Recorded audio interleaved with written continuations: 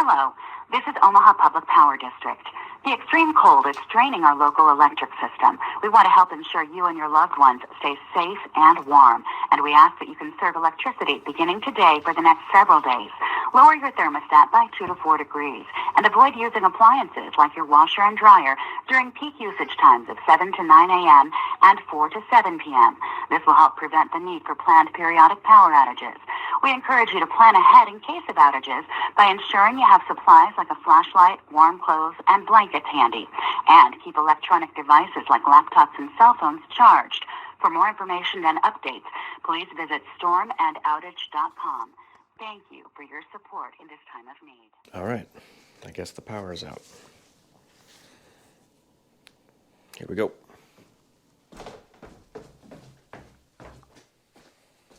Alrighty, well, I guess our power is out, and we're going to be using the Anker SOLIX F3800 to power our critical loads during this blackout. So I was just going to show you the easy ways that you can use this, in an emergency situation. I'll go over those real quick, and then I'm going to obviously plug it in so we can get some heat in our house, because it's like negative, 20 outside. All right, so I was going to do a quick explanation of this if you're not even sure what this is. All right, so this is a portable power station. All right, this is the Anker SOLIX F3800. The 3800 stands for 3800 watt hours. It's got a 6,000 watt inverter on it. It can do 120 volt. It can do 240 volt. You can do UPS mode. You can do all sorts of stuff with this. Of course, right here on the front, it's got your USB-C, USB-A, 12 volt cigarette lighter adapter right there if you have anything that can plug into that. Over here on this side, this is where all of your AC stuff is. So you've got 2 ports up here for 240 volt split phase. All right, this is a 50 amp plug, and this one over here is a 30 amp plug. Even though right up here it says 25 amps, I don't know if you can see that or not. Basically, you only get 25 amps out of each one of these, or separately, okay? And then of course down here you have 6 120 volt outlets right there. And if you're using this as a UPS, like I just mentioned, you want to plug into these 3 outlets right here, and you can plug into like 1400 watts in UPS mode. And then on this side, this is where you can expand the system and recharge it. All right, so this port right up here, if you plug in right here, this will allow you to connect or parallel another Anker SOLIX F3800 for 12,000 watts. Okay, remember a single one is 6,000 watts. And then right down here, if you get expandable batteries, this is where you would plug in for that. All right, so each Anker SOLIX F3800, you can expand up to 6 batteries. And then let's say you did connect up another Anker SOLIX F3800 and max that one out with batteries. That gives you like 53 kilowatt hours worth of storage. That is, I don't know, it's crazy. All right, and then these ports right here are XT60 connectors. This is going to be where you do solar charging or DC charging. All right, and you got a couple different options. You got 11 to 32 volts up to 10 amps. That's kind of like for your car charging and stuff like that. And then for solar, you would do 32 to 60 volts up to 25 amps. All right, it's basically 1200 watts per XT60 input right here, okay? Now, this is great, but there's also a downside. So you're kind of limited to, low PV voltage, all right, up to 60 volts. So you just have to remember that whenever you recharge with solar, okay? Which hopefully we can plug into these a little bit later if the storm kind of dies down and stuff like that. And then finally you have your AC charging right here, plug it into the wall, recharge it, or use it as a UPS. You can charge up to 1800 watts, but remember UPS mode is like 1400 watts. All right, anyway, the 2 ways to connect it, if you're doing 240 volts, is basically through these 2 ports right here. All right, option 1 is going through this 4-prong outlet right here. This is like a 30 amp generator plug, just like this one right here, which we're going to be using. You're going to plug that into a Pro-Trans transfer switch, just like this. I mean, there's many different models. This is just the one I have.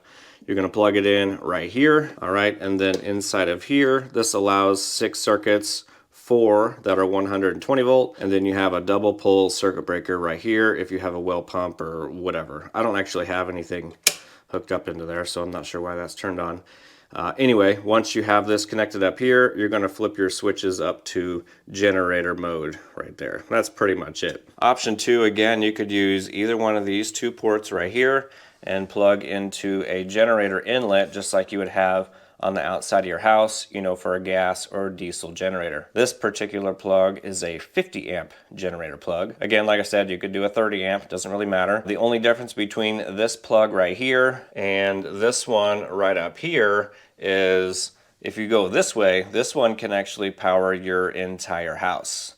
Now that's a good thing, and it can also be a bad thing. The good thing is you get access to basically everything in your house. The bad thing is once you turn this on, everything in your house is also going to turn on. So all of your phone chargers, laptop chargers, you know, all the stuff that you're not really aware of that draws power, you know, is also going to be powered. So what I would suggest if you're going through this right here, what I would suggest is go up to your main panel up here and turn off circuits or rooms that you know you're not going to be needing power for. Or bare minimum, go to all the rooms and unplug all the unnecessary stuff, all right? That's basically what you would do, or that's what I would do. All right, so anyway, to get this party started, we're gonna be going off of the L1430 plug right here. All right, so basically we're gonna take this cable right here. Sorry for the lighting, I just don't have any light. So we're gonna take that cable, we're gonna plug this side right here into the port on the generator. All right, plug that in, give it a little twist, and we're gonna take the other end and we're gonna go right up here and plug that guy in, give it a little twist. Now we're not powered on yet, so we're gonna do that. Come down here, turn it on, hold it down for a couple of seconds. All right, and it's gonna turn on, and I do keep this full charge and I cycle it every so often, so it's not sitting at 100% all the time. All right, now that it's turned on, we're gonna go over here to this side and turn on our AC, and that's with this little button right up here. You'll hear a couple clicks. All right, we got our couple of clicks. We'll go up here real quick and I'll explain my critical loads. I have a TV room, my basement shop, fridge, and furnace, all right? My 2 most critical items is my furnace and my refrigerator. Obviously furnace because it's like -20 outside. We definitely wanna have heat. I have a gas furnace, so basically all we're gonna be powering is the big blower fan, all right? So that is basically critical item number 1. Critical item number 2 is my refrigerator, because I don't want to lose any of the food that, you know, we bought. Next one is the basement shop. I do have 2 refrigerators on that. It is kind of like a beer fridge, you know, stuff like that. So that technically isn't 100% critical. It would just be, you know, nice to have. I'm not going to be turning that one on right now because I don't know how long this power outage is going to last. And then finally is the TV room that has our cable modem, router, stuff like that. So we can still have internet access. We want to have access to the TV, so if we need to keep up on the storm, etc., we can do that. All right, so basically I need circuit breakers C, E, and F. All right, so down here we have circuits C, E, and F. All right, that's these switches right up here. We're gonna change it from line mode, which is the grid, that's out, and we're gonna go up to generator mode, which is the Anker SOLIX F3800. All right, so all we got to do is flip these up. Ready? Here we go. Okay, so now those 3 circuits down here on the Anker SOLIX F3800, you can see we're drawing 184 watts. And at that current draw, we can run for basically 11.5 hours. All right, so like I said, we're running a refrigerator, cable modem, router, some other, you know, miscellaneous electronics, and that's basically it. All right, so I'm gonna turn on the furnace real quick, and I would imagine, you know, this is gonna go up and our remaining hours are gonna go down, but that's okay, we need some heat. All right, back upstairs. We're gonna turn the heat back on. Done. So we're actually at 66 degrees inside right now, so it's not too bad. We're gonna warm it up to 71. Alrighty, back down here with the furnace fan running, we are now drawing basically 500 watts. All right, and at this current draw, you can see we have almost 6 hours of runtime. I would imagine, you know, our output obviously is going to go up and down based on the furnace. And again, that's going to run for a little bit to bring us up to 71 degrees. Next thing we're going to do is make some coffee. What do you think, buddy? No comment? All right. Well, I'm glad the water still works and those pipes aren't frozen. All right, so I had to bring the coffee pot right down here so we could get a working outlet near the cable modem and stuff like that.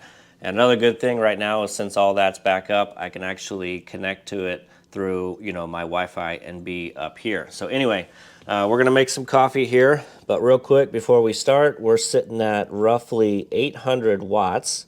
I think that's basically because my furnace fan is on high to heat up the house. At 800 watts, we can run for 3 hours and 48 minutes. All right, so if we turn the coffee pot on, you'll see it jump up here. All right, so now we're drawing 1880 watts. That's basically, you know, these couple of circuits, refrigerator, furnace, stuff like that. All right, and then if you ran at 1800 watts all the time, that's only going to give us 1 hour and 36 minutes. But this won't take very long. It'll take, you know, like 5-10 minutes or however long it makes. All right, so once this is done, I think what we'll do is maybe set up to hopefully hook up some solar panels. All right, coffee pot is done. What's great about these is this is like that thermos style right here, so it keeps everything hot. So I don't have to keep this down on the ground. All right, so real quick, we're down to 88% state of charge, and now we're back up to 3 hours and 24 minutes of runtime. Our furnace is still running on high, and we're drawing 790 watts. All right, so I'm gonna have some coffee real quick and get up and be ready and be a real person, and I will be right back.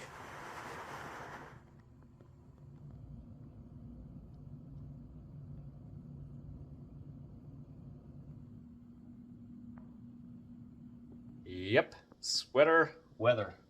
Alrighty, it's about 2 hours later. We're still running off the Anker SOLIX F3800. Power has not come back on yet. So time now is 10:11 a.m. We're sitting at 56% state of charge.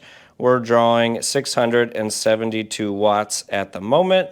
And at that current draw, we have 2 hours and 30 minutes of runtime. Alrighty, good news, bad news, situation type stuff. Bad news first is the grid is still off. Good news is obviously we still have some power here. We still have a couple hours of runtime. And the other good news is the storm has basically let up, the snowstorm, and now it's nice and sunny out. All right, so now it is nice and sunny. All right, so next thing we're gonna do is hook up some portable solar panels that I have downstairs. One set is 400 watts and the other set is 220 watts. Alrighty, I'm probably not going to film the entire thing going outside because, I mean, there's just a crap ton of snow out here. If you look out there, you can see my other solar panels are completely filled with snow, obviously. I don't even know how this is gonna work because I'd like to set the panels like right out here because this is my south-facing direction right here. I don't know how this is gonna work. I'm gonna just shove some solar panels out there and see if we can get it to charge. I would hook up these solar panels that are covered in snow, but the voltage is too high on the panels, so I can't really do that. All right, let me get these solar panels hooked up and we'll see if we can start charging to extend the runtime. I had to dig a little trench just to get out there to the two sets of solar panels. All right, so we got a 400 watt, we got a 220 watt right there. We're gonna go inside and hook these up and see what we get. All right, I turned on some of my battery powered lights just so we can have a little bit more light down here. So we'll do a quick little check-in. We're drawing 670 watts. We're sitting at 36% state of charge. And right now we only have 1.6 hours of runtime.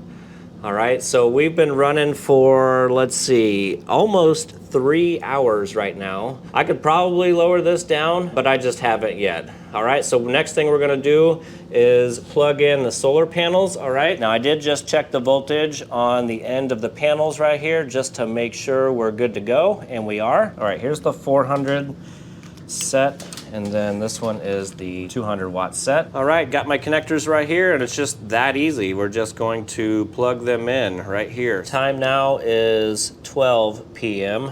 and we are inputting, it's a little hard to see on there. We'll just go right here.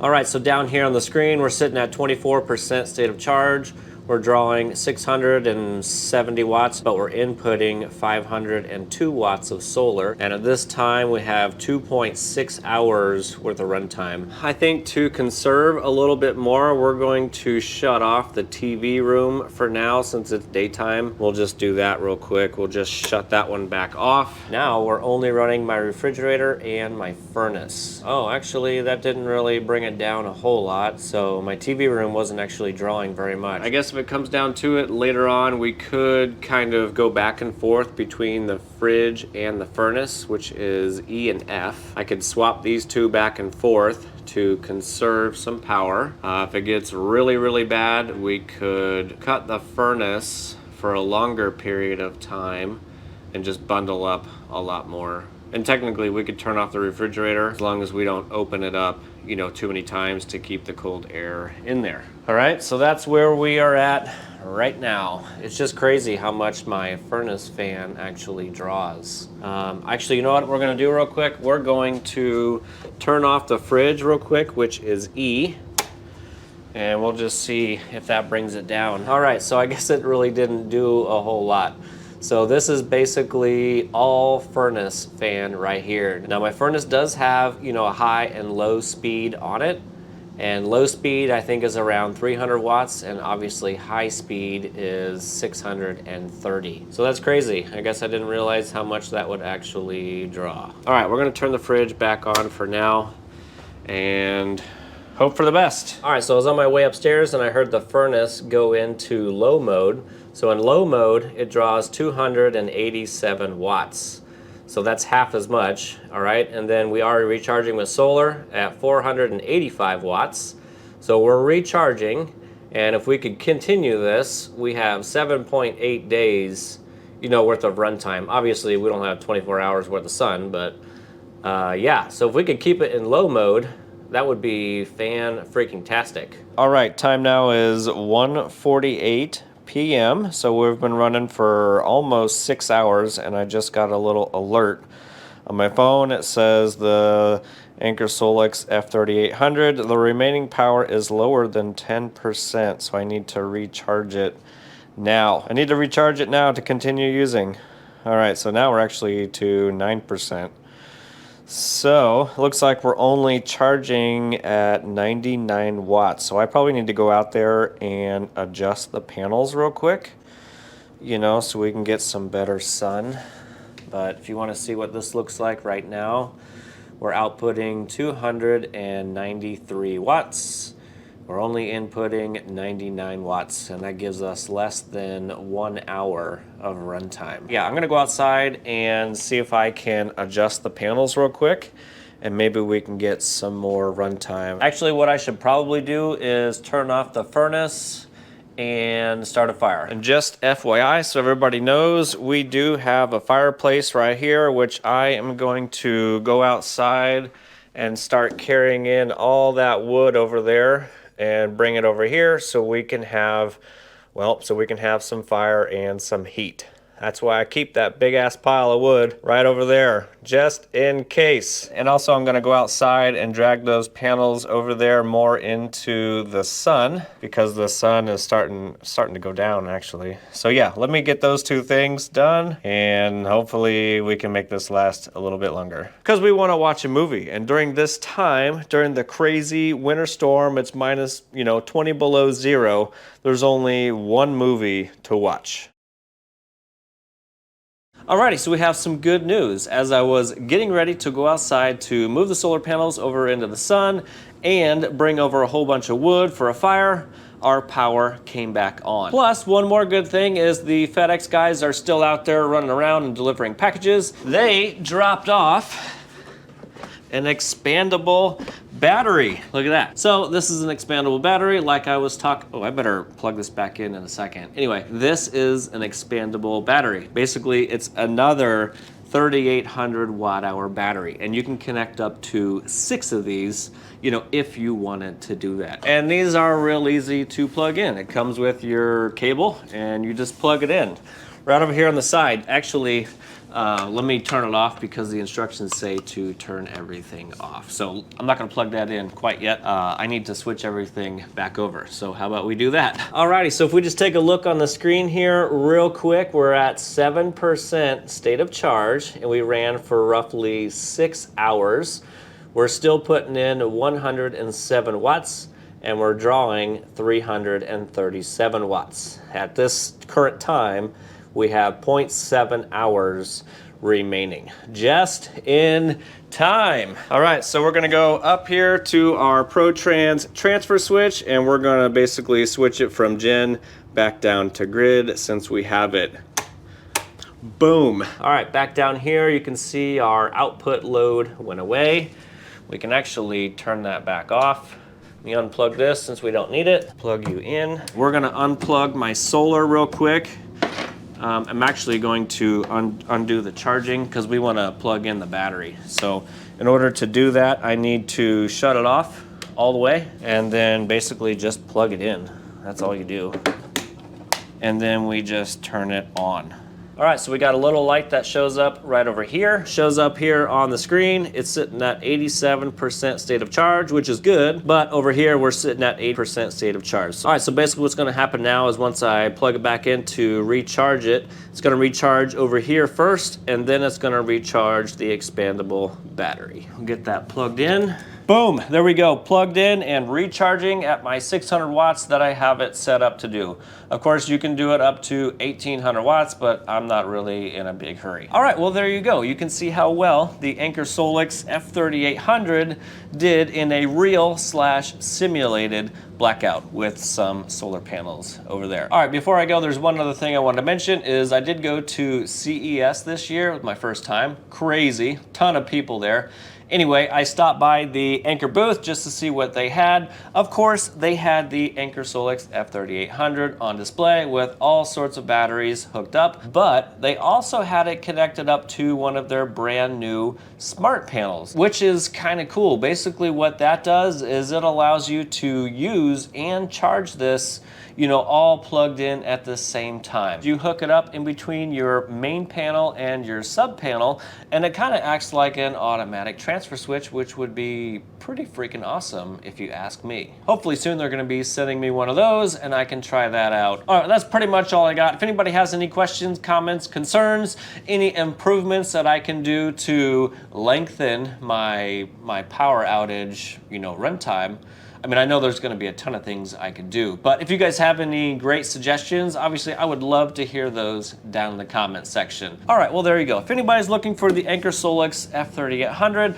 or one of the expandable batteries, actually they've got the ProTrans transfer switches as well. If anybody's looking for any of this stuff to back up your house in an emergency, you know, I'm gonna have links down below. Don't forget to like that smash button, and I will see you on the next.